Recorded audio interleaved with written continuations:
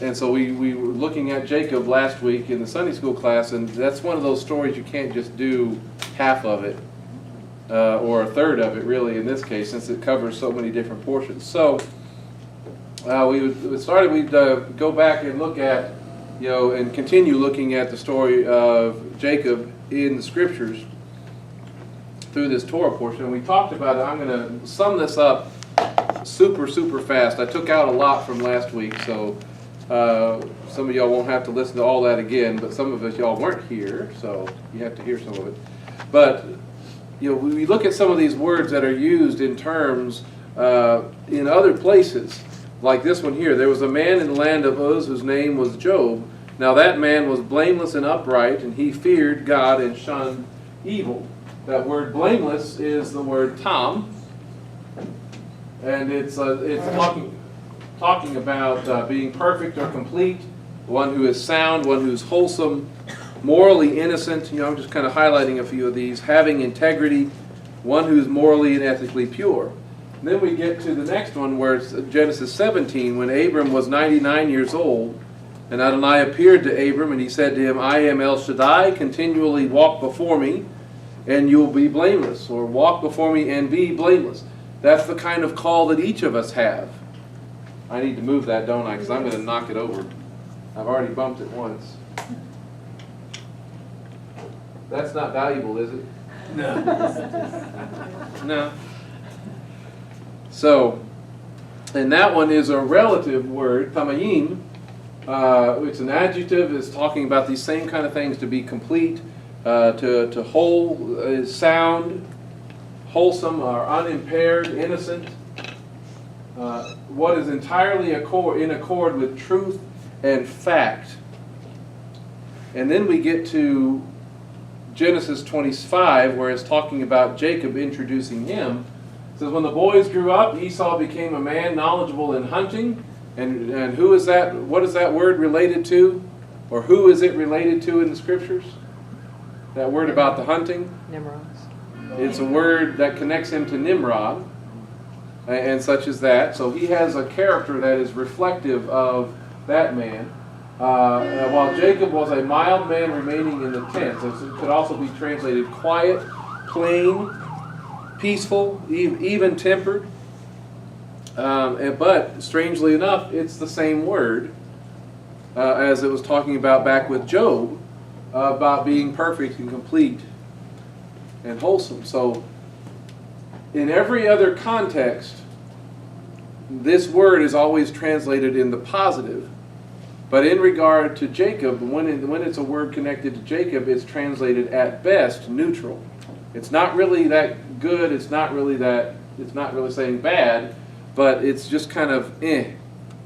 And so the thinking that we know the story, thinking that we know Jacob and who he is, how he's always been portrayed in sermons and things like that, growing up all the time, hearing him as the deceiver, the heel grabber, the one who is the trickster, supplanter.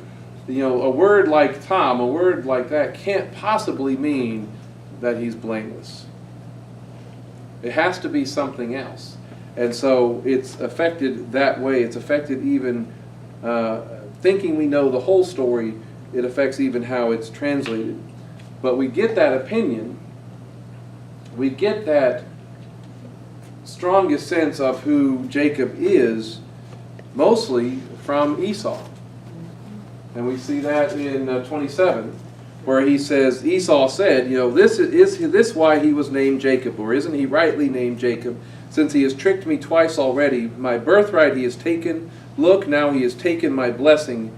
Then he said, haven't you saved anything, a blessing for me? And we take Esau's word for it, and then assume that he's telling us the truth. But as we looked at extensively last week, he wasn't really telling us the truth. He wasn't tricked out of his birthright. He just despised it. He didn't want it. He sold it because it meant nothing to him. He despised it before he sold it. And so he's already been holding on to this root of bitterness. This is how Hebrews talks about him. He's holding on to that for what looks like 50 to 60 years. Esau is holding on to that root of bitterness and grudge. And so it says, see to it that no one fails to obtain the grace of God. This is the opinion that the Holy Spirit, in putting down the New Testament, told about what kind of person Esau was.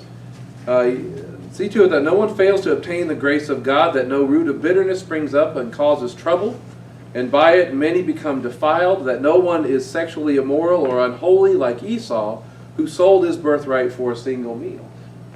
That's the opinion that most of us take in regard to Jacob.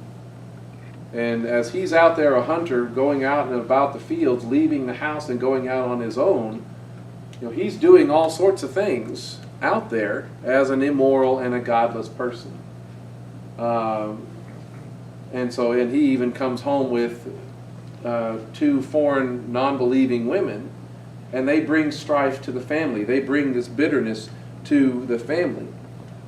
So we talked about that extensively last week and such, about how the scriptures are trying to establish something else in Jacob. And there's that promise, the 2 nations are in your womb, and 2 peoples from your body will be separated. 1 people will be stronger than the other people, but the older will serve the younger. And we talked about for a while last week how we define strength is oftentimes different from how Scripture defines strength. Does Scripture define strength or encourage strength in terms of physical strength only? Or is it strength of character? Strength of faith? All of those things. So that's the one who is stronger in the biblical sense is not Esau, it's Jacob. And the older will serve the younger, and that's something that Rebekah knew. And so when you get to seeing, you got to see. I took this one out. Isaac has a favored son, but it's like Esau knows how to play the part of the good son when dad is around. But he finally gets to see that his character of his son fully revealed when he comes in and doesn't get the blessing that he expected. He lets out this exceedingly great and bitter cry, and he loses it. It's a tirade. It's a full-blown meltdown, and Father gets to finally see his true nature. And to the point, and Esau's character is revealed to the point that he wants to kill Jacob, and everybody knows it. But when they send off Jacob at the end of that portion, Isaac does have the most important blessing remaining in this walk. He is giving him openly, completely, fully knowing who he is, the blessing of Abraham. He says, now may El Shaddai bless you, make you fruitful and multiply you so that you will become an assembly of peoples. He didn't say that before when he still suspected something. And he didn't give it to Esau, especially after he saw what kind of person Esau really was. He says, and may he give you the blessing of Abraham to you and to your seed with you, that you may take possession of the land of your sojourn, which God gave to Abraham. So he fully and completely, with full knowledge, gives that blessing completely to Jacob. And he sends him off. And that's where this Torah portion then begins. And we're going to need our scriptures to follow along, because I don't have a lot of the scriptures up there on the screen this time, because there were too many, and I'm going to be jumping a little bit within this portion, trying to make this case of how this portion is really trying to establish Jacob and his character, his integrity, his knowledge, his work ethic, all of those things. This portion is trying to ratchet down so that he would be looked at as somebody who is worthy of being called a patriarch, worthy of being called somebody that they should look up to as the people of God, of why why the Lord has continued to work in him and through him. So looking at verse 29, or chapter 29, verse 7, let's look at something that it says here. Chapter 29, verse 7, he says, This is when Jacob has left. He shows up in Haran. He's asking about Laban. Do they know him? Yes, they do. And they say, here comes Rachel with his flock. And so in verse 7 he says, well, since it's still the middle of the day, it's not time for the livestock to be gathered. Water the flock and let them go and graze. Now, how long has he been there? No more than an hour. No, yeah, at most you could say he's been there an hour, probably. He shows up. He takes one look around at what's going on. There's a well there in the ground. There, all of these different flocks are gathered, and they're just sitting there waiting, doing nothing. And he immediately understands something important. He says, you're not doing it right, guys. You're the shepherds. You're supposed to be taking care of the sheep. They're not really gaining anything. They're not going to be strengthened here, just sitting here waiting for the water. You need to give them some water and get back out there where they can put on some meat on their bones, right? Water the flock and let them go. So he already knows more than these shepherds that are taking care of these flocks, unless there's something else going on of why they'd still be there and just sitting around doing nothing. It could even be that they didn't exactly have the strongest work ethic. Verse 8 says, but they said, we can't, not until all the flocks are gathered and the stone is rolled away from the mouth of the well, then we water the flock. So they're waiting for everybody to get there. They're waiting for all of their friends and such. Verse 9 says, while he was still speaking to them, Rachel came with the flock that belonged to her father, for she was a shepherdess. Okay? Now, they knew she was coming. So they might not have been the most strong work ethic of people. They might also have been waiting for her. They knew a beautiful woman. A beautiful woman was coming around, and that does sometimes have a tendency to cause men to linger longer than they should sometimes, right?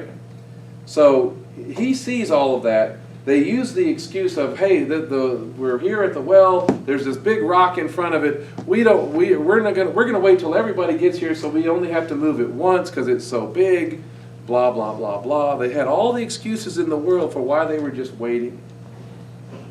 Okay, so already in this section, it's establishing that he seems to know more or have a greater work ethic than these shepherds that are there taking care of the flock.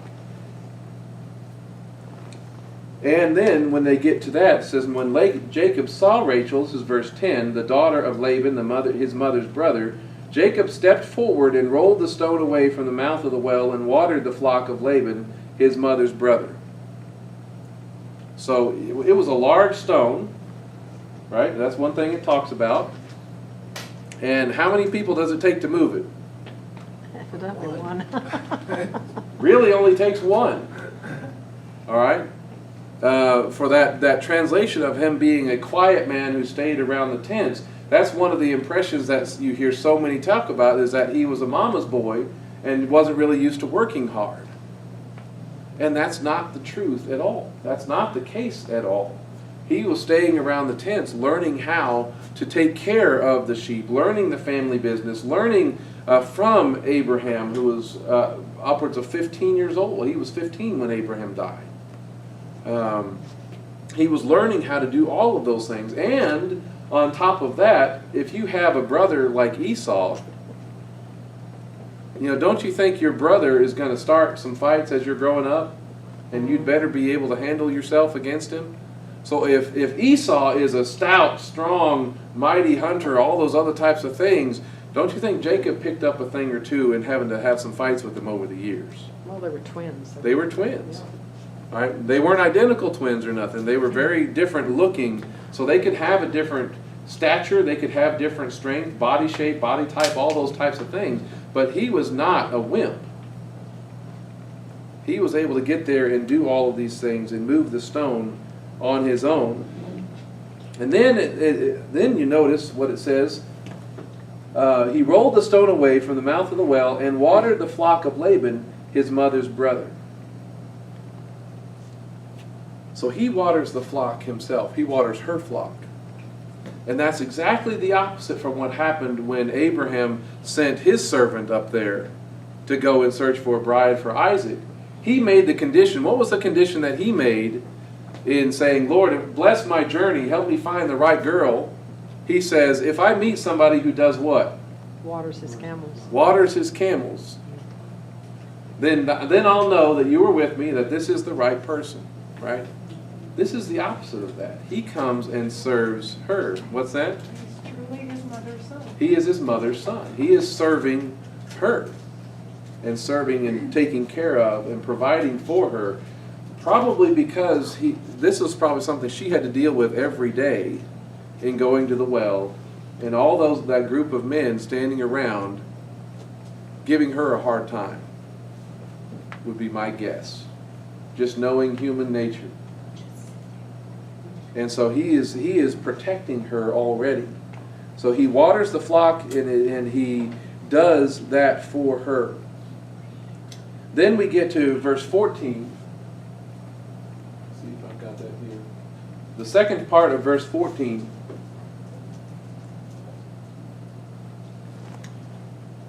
Laban says to him, surely you are my own bone and flesh, and he stayed with him for a month. Okay? Then Laban said to Jacob, should you, my relative, serve me for nothing? Tell me, what should your wages be? So Laban receives him, Laban accepts him and brings him into the family, and he's there for a month. What is Jacob doing for that whole month? Is he just sitting around drinking wine, chatting with Laban and having a good old time? To work on the flocks. He's working. He's working there for nothing at this point.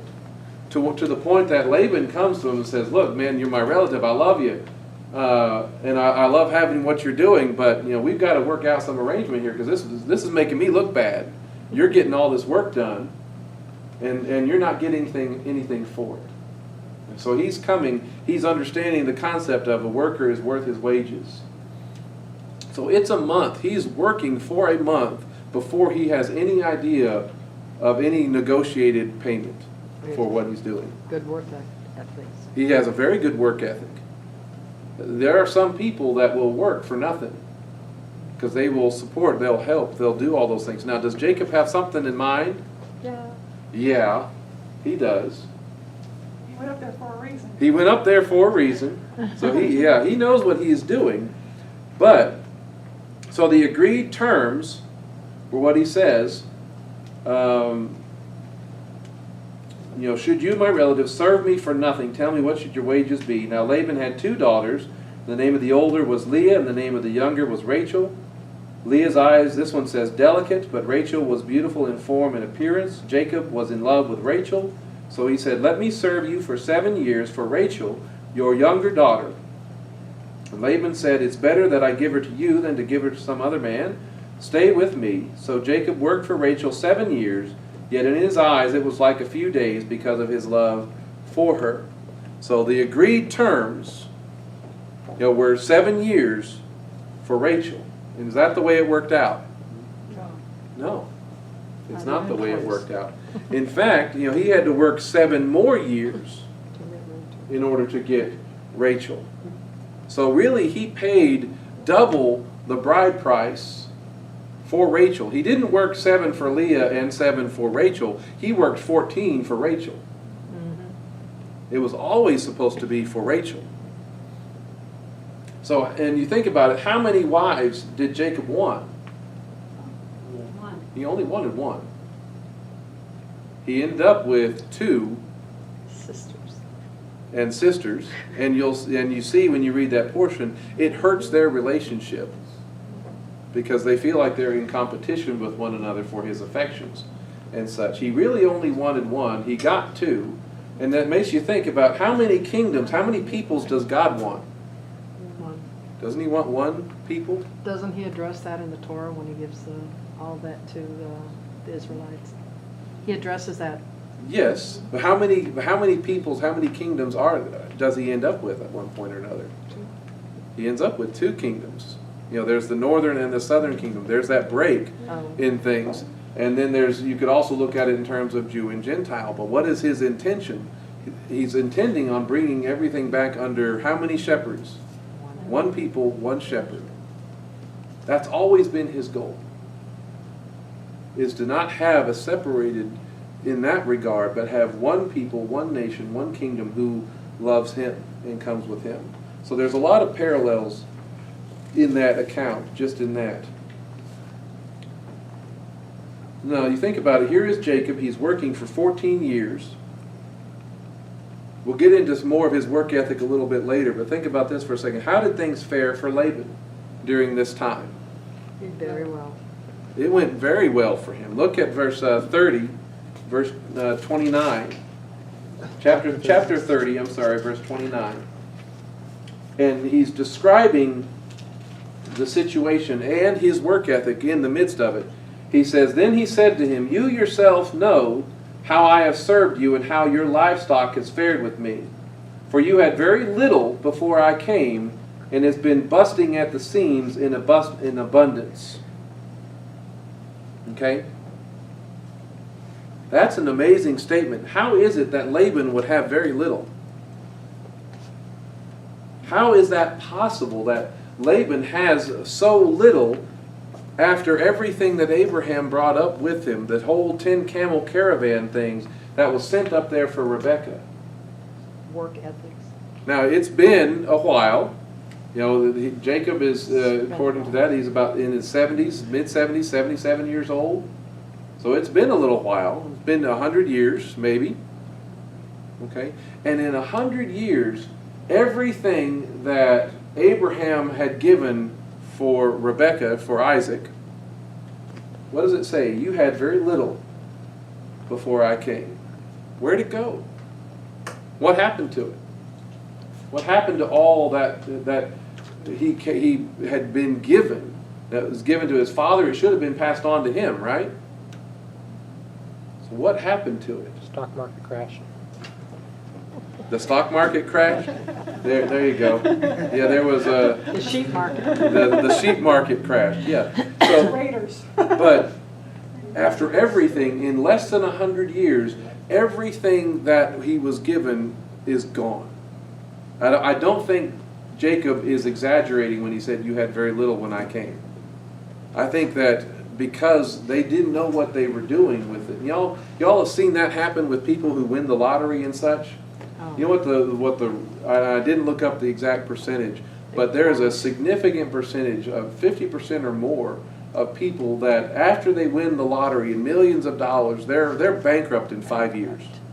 Less than that. They are worse off financially in 5 years because of that massive influx of money. They don't know how to handle it. They don't know what to do with it. They don't know how to maintain it or make it grow. That's Laban and his family. Everything that Abraham had given them has been pretty much gone. But now, after all of this, you had very little before I came, and now it's been busting at the seams in abundance. He's wealthy again. Right? Is it and thanks to Jacob, right? Is it really thanks to Jacob? Not really. The Lord. Indirectly, it's through him. He says, so it's been bursting at the seams in abundance, so Adonai blessed you with my every step. So now when am I myself going to make something for my household also? See, it's the Lord that is with Jacob. Is it that Jacob's just so much smarter? Is it that Jacob is so much a harder worker? Is that really where his success comes from? Both. Well, there is an element of both. Does it matter that you work hard? Yeah. Does it matter that you apply yourself to what you have been called to do? Absolutely. But, if the Lord is not with us, no amount of smarts, no amount of long hours are going to make us successful. He had the blessing of Abraham. He had the blessing. Right. That was the future. The blessing that was given to him was about what was coming to you, not what he already had. So, I hope, that there are some jobs, some of y'all have probably had to do this, that there are some jobs that you won't do because of your beliefs. right? There are some things that I'm not willing to do that because that would violate my walk with God. So, but what you are doing is not the only thing that reflects on God.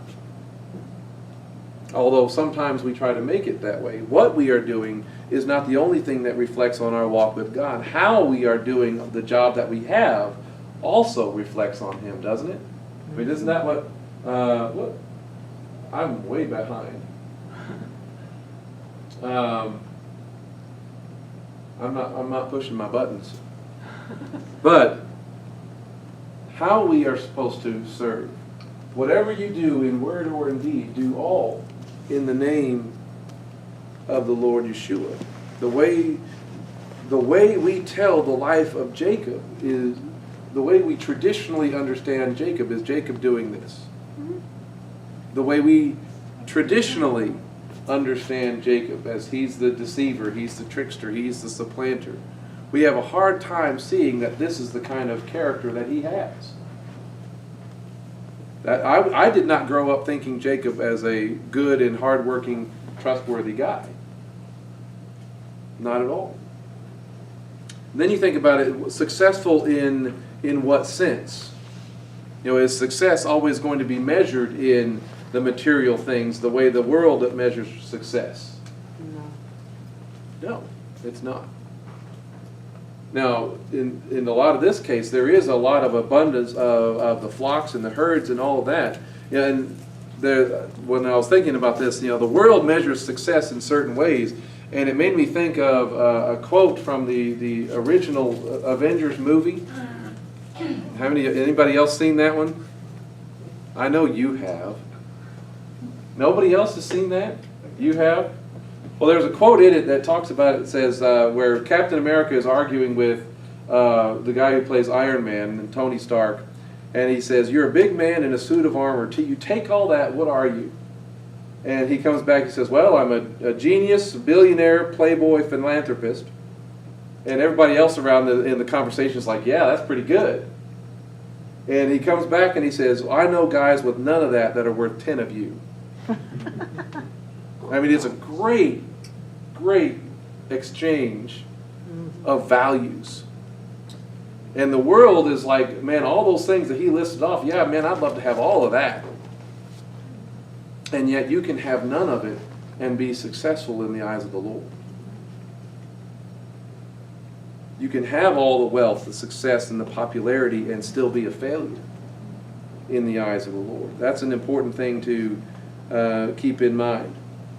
But after 14 years of working for Rachel, he comes back and he says, "Look, the Lord has blessed you with my every step, so now when am I going to make something for my household also?" All right, after 14 years, he's got to start building for his own house. He hasn't earned anything for himself yet other than Rachel. And Leah. But again, as much as that is, and the story goes on to talk about it, he loved Rachel. He might have developed an affection for Leah, but he would have been content just having Rachel. In the end. In the end, when Rachel passed and he be alone because Reuben go with the one of the concubines, Jacob be close to Interestingly enough, Leah is the one that is buried in the family tomb. Brother love. So did he have any children while he was there under Laban? Oh yeah. Oh, yeah. He had all of his children but Benjamin were there with Laban. He doesn't want to leave until Joseph is born. So when Joseph is born, that's one thing that he's talking about. You've known my labor, how I have served you. And he's already talking about after Rachel had given birth to Joseph, that Jacob said to Laban, this is verse 25, "Send me away so that I can go to my place and to my own land." He wants to leave when Joseph is born. But Laban talks him into staying. What's that? For 6 more years. 6 more years after Joseph. After Joseph was born.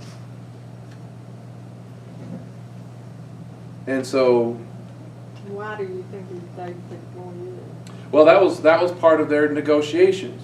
You know, he tells him he wants to leave, and then he says, "Well, look, I've got to start building my household." He's like, "Well, you know, I don't want my cash cow to take off.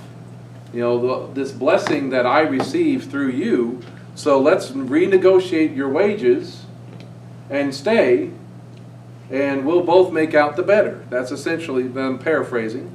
That's kind of how he does it. So they agree upon the terms. You know, he talks about the different colored goats and sheep and things like that. They agree on those terms, and immediately after they agree upon those terms,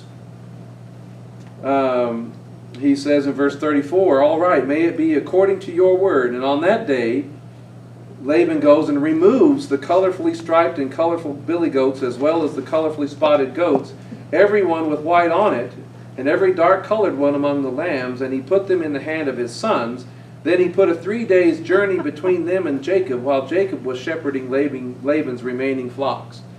So all of the things that he said, okay, great, those will be your, He took them and hid them. and then, yeah, these will be your wages. Then he took everything, as much as he could, out of the flock that was his wages and sent them off somewhere else. So that way, Jacob wouldn't be able to really claim any of them as his. So he's making him start with nothing. He removes the agreed upon parts. Now, usually, when you heard this preached and you heard this talked about, when Laban starts kind of double-crossing Jacob and doing all of these things, well, how do we usually couch that? How do we usually talk about that? What goes around comes around. What goes around comes around, yeah. Jacob, yeah, he's just getting what he deserves, right? Because that's how he treated everybody else. And so he's just getting it back. And we're almost like, yeah, good on him. He's finally knows what this feels like, right? Is that the way the scripture really puts it? Nope. He must have been even-tempered to put up with this all this time. Yeah, he must have been. Because I imagine on his wedding night that he probably could have ended it right there if he had that kind of a temper to him. But, so he removes that. And then you look at chapter 30, verse 16.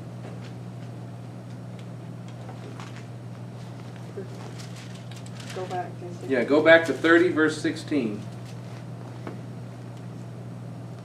Oh, I'm sorry, I took that out.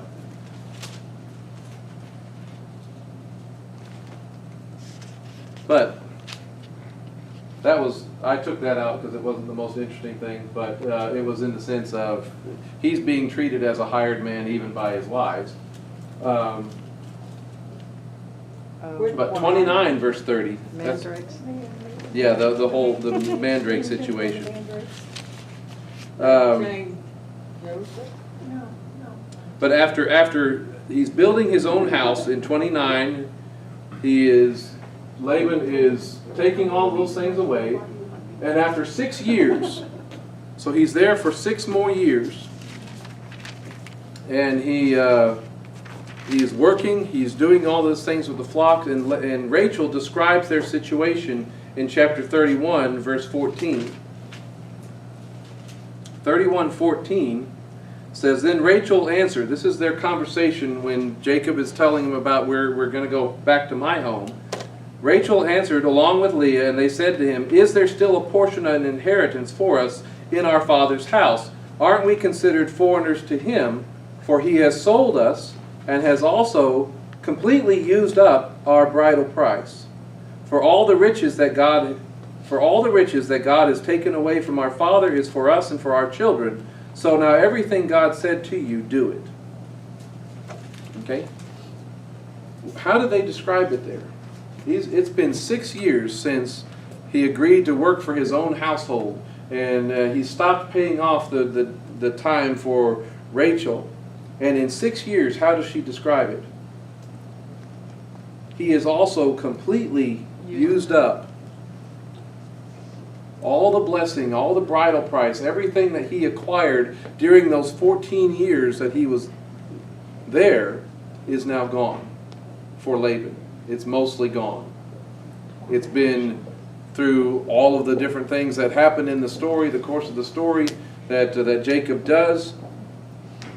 That wealth has been given back to him in his wages. So you think about it, how did things fare under the care of Laban's sons? And he goes back to Jacob's conduct and his work ethic. Look in 31 verse 6. He says, he's talking, the God of my fathers has been with me. Now you yourselves know that I served your father with all of my strength. Okay?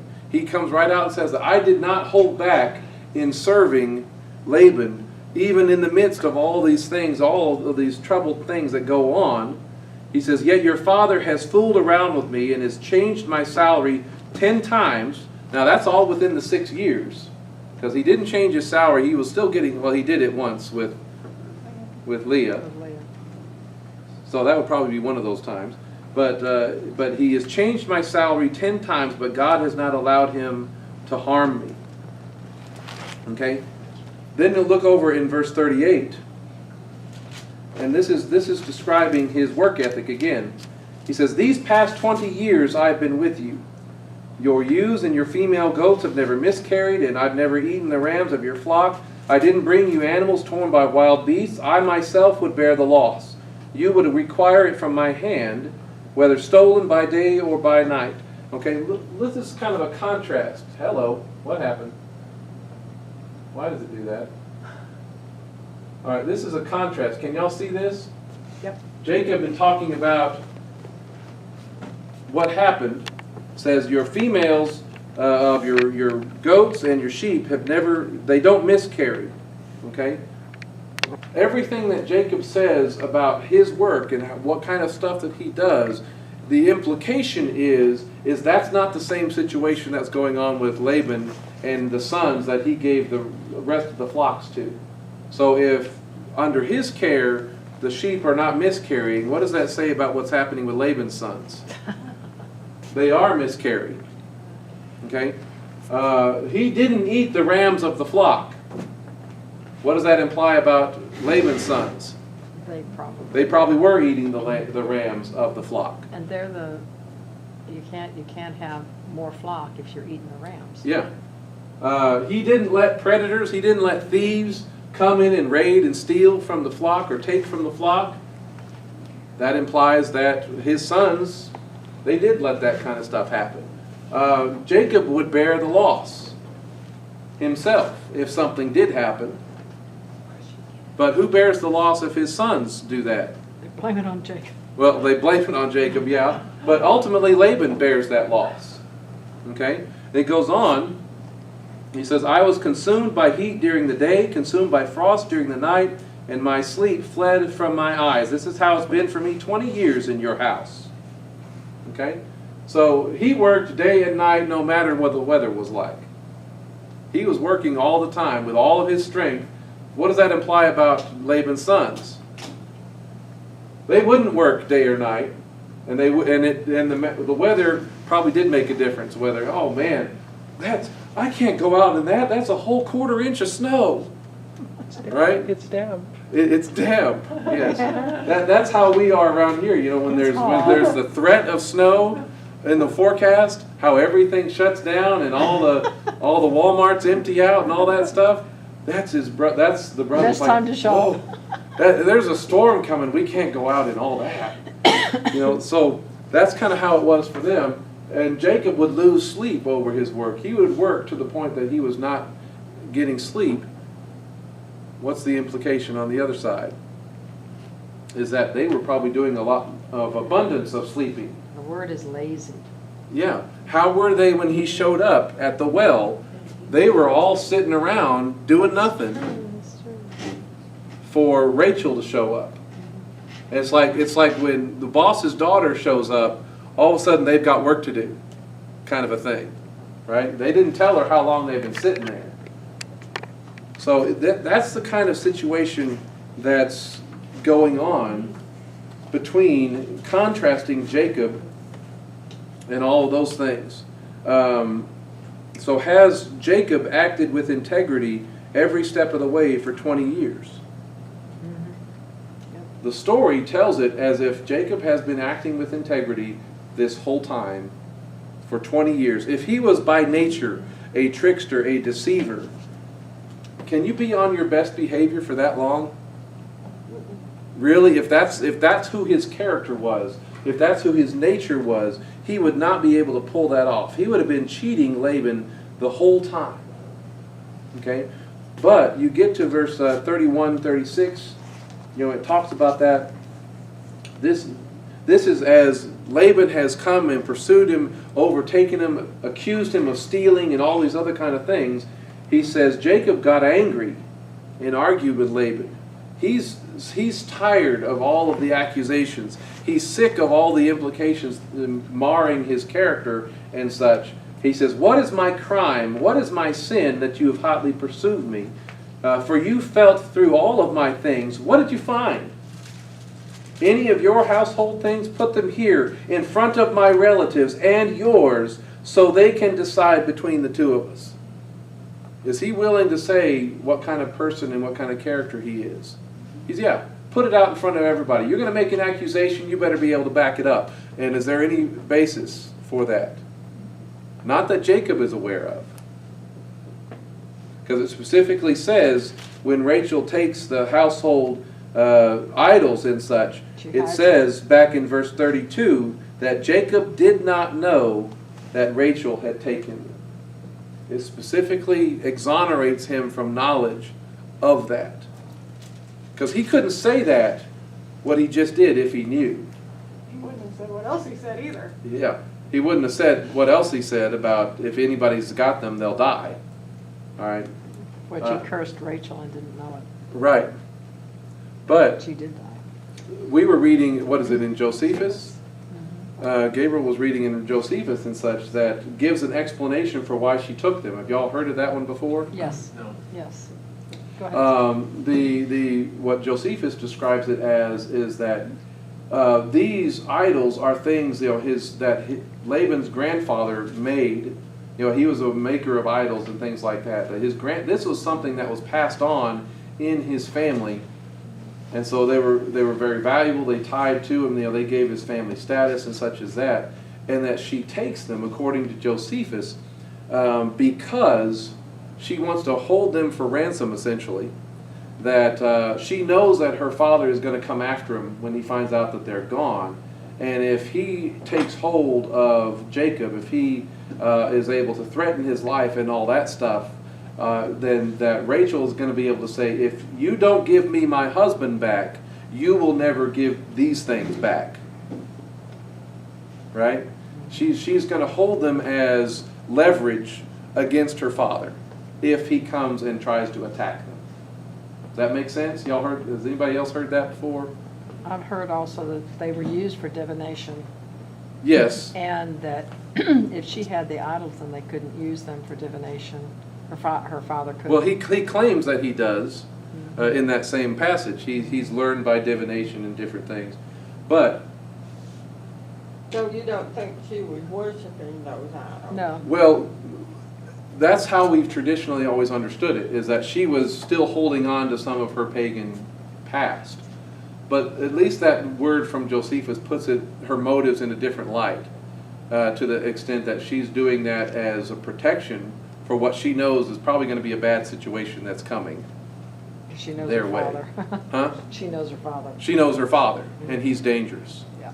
He's a lot like Esau, Yep. who's also dangerous. So, The rabbis actually